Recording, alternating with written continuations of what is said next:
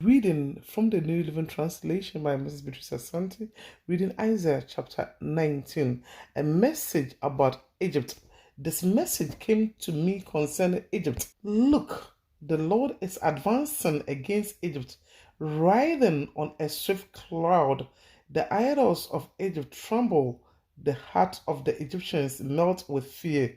Make Egyptians fight against Egyptians, brother against brother, neighbor against neighbor, city against city, providence against providence. The Egyptians will lose heart, and I will confuse their plans. They will plead with their idols for wisdom and call on spirits, medium, and those who consult the spirits of the dead. I will hand Egypt over to hard cruel master, a fierce king who will rule them, says the Lord of heaven's army. The waters of the Nile will fail to rise and flood the fields. The riverbank will be parched with dry. The canals of the Nile will dry up, and the streams of Egypt will stink with rotten reeds and rushes. All the greenery along the riverbank and all the crops along the river will dry up and blow away. The fishermen will lament for lack of work. Those who cast hooks into the Nile will groan, and those who use nests will lose heart. There will be no flax for the harvesters, no thread for the weavers.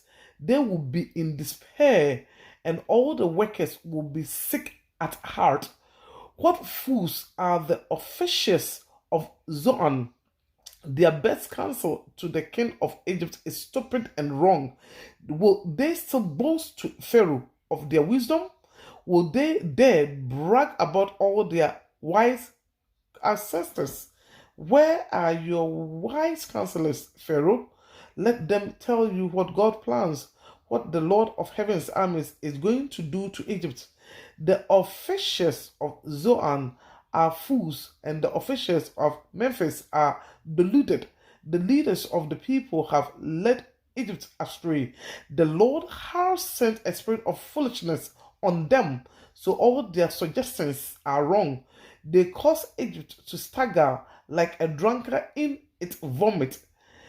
There is nothing Egypt can do, all are helpless. The head and the tail, the noble palm branch and the real lolly.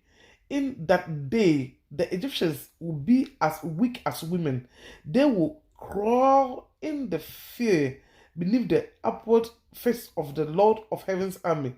Just to speak the name of Israel will terrorize them.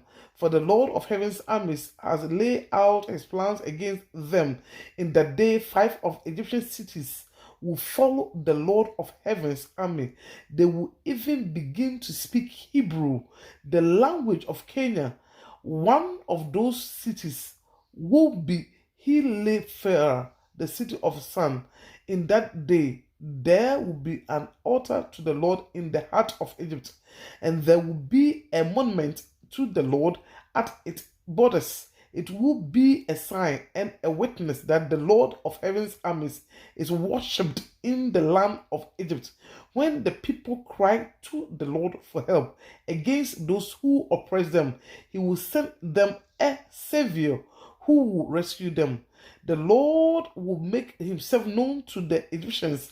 Yes, they will know the Lord and will give their sacrifices and offerings to him. They will make a vow to the Lord and will keep it. The Lord will strike Egypt, and then he will bring healing. For the Egyptians will turn to the Lord, and he will listen to their pleas and heal them. In that day, Egypt and Assyria will be connected by a highway. The Egyptians and the Assyrians will move freely between their lands, and they will both worship God.